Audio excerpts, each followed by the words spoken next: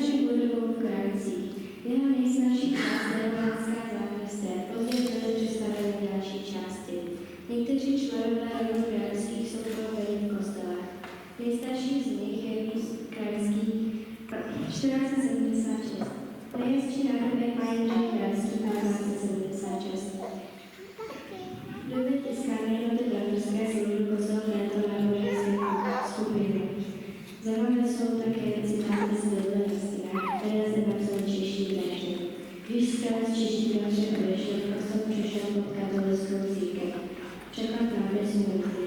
Vedle ve současnosti slyšíte. Blahoslaví